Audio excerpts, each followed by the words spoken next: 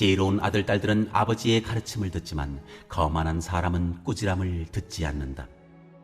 선한 사람은 열매 맺는 말을 하여 좋은 것을 넉넉하게 얻지만 반역자는 폭행을 당할 뿐이다. 말을 조심하는 사람은 자신의 생명을 보존하지만 입을 함부로 여는 사람은 자신을 파멸시킨다. 게으른 사람은 아무리 바라는 것이 있어도 얻지 못하지만 부지런한 사람의 마음은 바라는 것을 넉넉하게 얻는다. 의인은 거짓말하기를 싫어하지만 악인은 염치도 없이 수치스러운 일을 한다. 흠없이 사는 사람의 의인은 그의 길을 지켜주지만 죄인의 악은 그를 망하게 한다. 부자인 채 하나 아무것도 없는 사람이 있는가 하면 가난한 채 하나 많은 재물을 가진 사람이 있다. 부유한 사람은 재물로 자기 목숨을 석하기도 하지만 가난한 사람은 협박을 받을 일이 없다. 의인의 빛은 밝게 빛나지만 악인의 등불은 꺼져버린다. 교만에서는 다툼만 일어날 뿐이다. 지혜 있는 사람은 충고를 받아들인다. 쉽게 얻은 재산은 줄어드나 손수 모은 재산은 늘어난다. 소망이 이루어지지 않으면 마음이 병들지만 소원이 이루어지면 생명나무를 얻는다. 말씀을 멸시하는 사람은 스스로 망하지만 계명을 두려워하는 사람은 상을 받는다. 똑똑한 아이는 부모의 말에 귀 기울이지만 어리석은 아이는 제멋대로 한다. 선한 사람은 유익한 대화를 좋아하지만 불량배들은 평생 우격다짐으로 밀어붙이고 살아간다. 신중한 말은 신중한 생활에 도움이 되지만 경솔한 말은 모든 것을 망가뜨릴 수 있다. 게으른 사람은 바라는 것이 많아도 이루는 것은 없고 역동적인 사람은 목표를 이룬다. 착한 사람은 거짓말을 싫어하지만 나쁜 사람은 아무 소리나 토해낸다.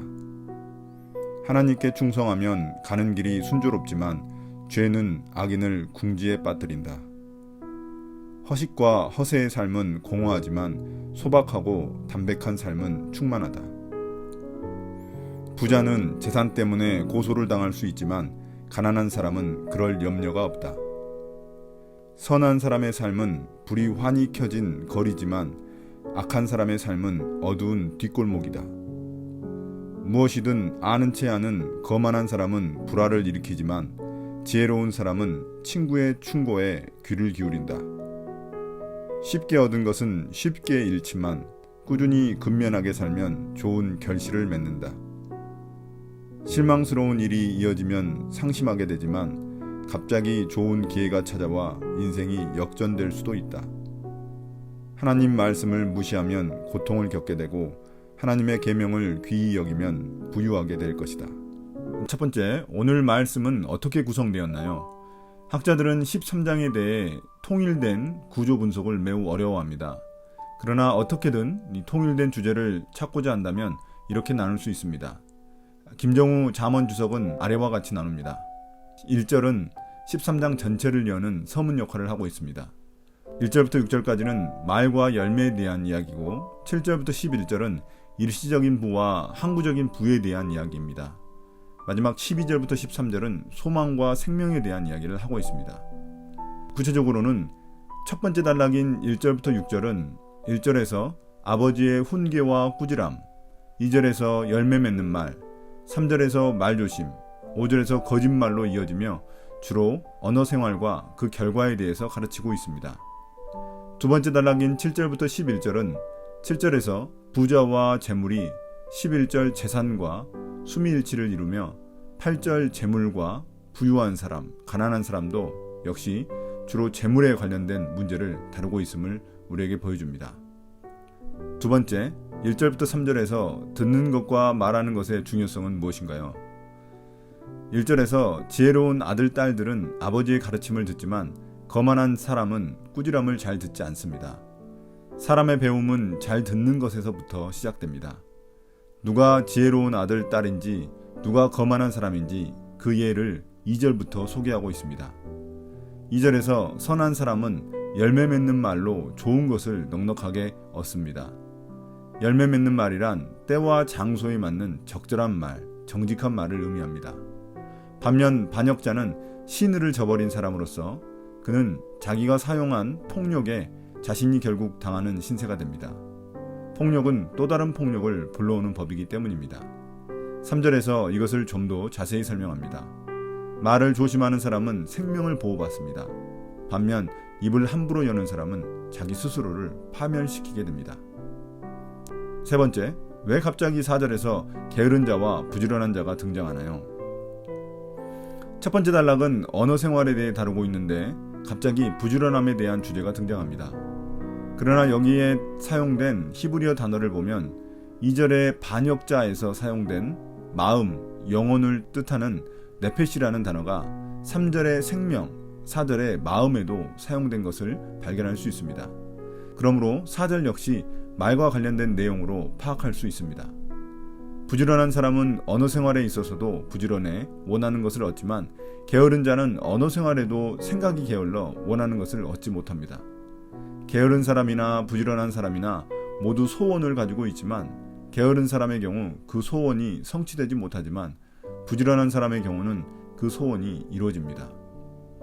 네 번째, 5절과 6절에서 의인과 악인의 운명은 어떻게 되나요?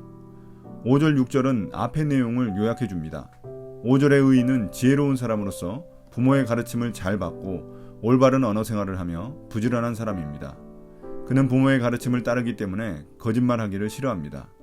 그렇기 때문에 흠없이 사는 사람, 즉 의인이 살아가는 의로운 삶이 그가 가는 길을 지켜줍니다.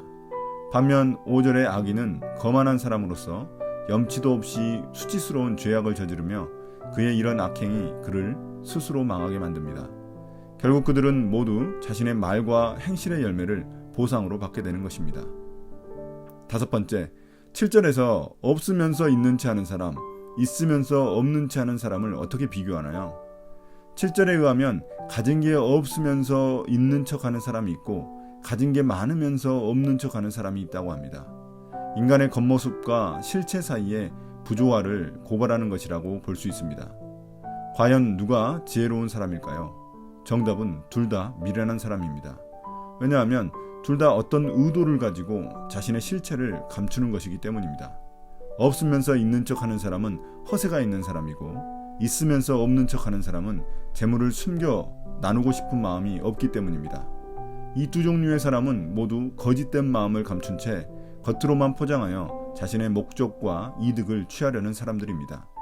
결국 이런 두 종류의 모습을 통해 우리에게 외형과 내면의 조화를 가르치고자 하는 것입니다.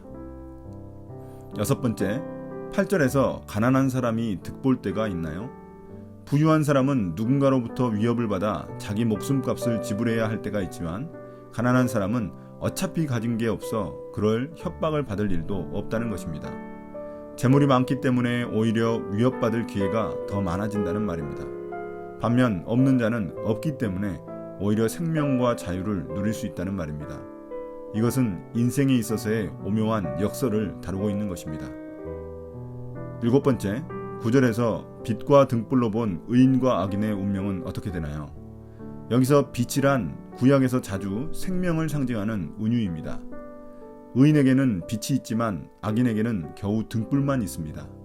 의인의 빛은 인간이 만들어낸 것이 아닌 하나님의 선물이지만 등불은 인간이 만들어낸 작은 빛에 불과합니다. 그런데 그것마저도 꺼져버리고 말 운명이라는 것입니다. 그래서 의인의 빛은 점점 더 밝아지지만 악인의 등불은 점점 더 꺼져가는 것입니다.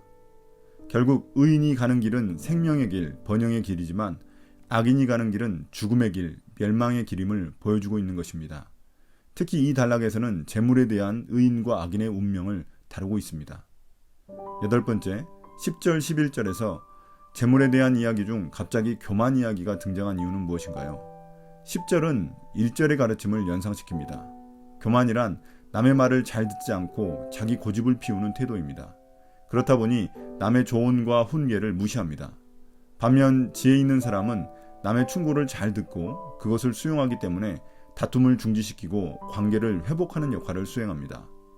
이런 점은 재물에 있어서도 지혜로운 자와 교만한 자가 갈린다는 것입니다. 올바른 방법으로 재물을 쌓는 것에 대한 충고를 교만한 자는 거절하여 결국 재물을 얻고 사용하는 과정에서 다툼이 일어납니다. 반면 지혜로운 자는 충고를 받아들여 평화롭게 재물을 얻으며 평화롭게 재물을 사용할 줄 압니다. 그 구체적인 모습이 11절에서 드러납니다. 교만한 자는 남의 말을 듣지 않기 때문에 폭력과 속임수로 재물을 쉽게 얻으려 하지만 지혜로운 자는 부지런히 정직하게 재물을 불려갑니다. 9번째, 12절에서 간절한 소원이 이루어지지 않을 때는 어떤 일이 일어나나요? 12절은 소원이 이루어지는 게 매우 늦춰지는 상황을 말해주고 있습니다. 간절한 소망이 늦춰지다 보니 마음에 병이 든 것입니다. 반면 기나긴 과정을 거쳐 결국 자신의 소원이 이루어지면 그것은 생명나무를 얻는다고 말합니다. 여기서 생명나무란 생명력이 넘치는 행복한 삶을 의미합니다. 두 경우 모두 사람이 실제 삶에서 겪게 되는 실존을 우리에게 보여주고 있습니다. 10번째, 13절에서 말씀을 멸시하는 자의 운명은 어떻게 되나요? 12절의 마음의 병과 생명나무의 주제는 여기서 멸망과 상으로 연결되어 있습니다. 결국 12절에서 소원이 이루어지지 않았던 이유는 말씀을 멸시하였기 때문입니다. 반면 소원을 성취해 활기 넘치는 행복을 얻는 자는 말씀을 두려워했기 때문입니다. 말씀을 대하는 태도에 따라 소원 성취의 문제가 달라진다는 사실을 보여줍니다. 여기서 말씀이란 1절에서 말하는 아버지의 가르침을 의미합니다. 그 가르침을 무시하는 자의 운명은 마음의 병과 스스로 망하는 것이지만 가르침을 적극적으로 듣는 자의 운명은 행복한 삶과 하나님의 상이 기다리고 있습니다. 오늘의 묵상 포인트입니다. 첫 번째, 하나님은 우리 삶이 날마다 의롭고 선하고 지혜롭기를 바라십니다. 그래서 잠언의 지혜는 일상에서 말하고 일하고 행동하는 것에 대한 가르침입니다. 하나님은 우리가 일상 속에서 지혜롭게 살아가는 자가 되기를 원하십니다. 두 번째, 돈이 많다고 무조건 좋은 게 아닙니다. 돈을 잘못 벌고 잘못 사용할 때 오히려 근심과 다툼을 불러옵니다. 반면 정직한 소득과 풍성한 나눔은 우리의 삶을 행복하게 만듭니다. 불의한 소득을 바라지 말고 내 수고의 열매에 만족하시는 여러분이 되시길 바랍니다. 오늘 묵상을 마치겠습니다. 감사합니다.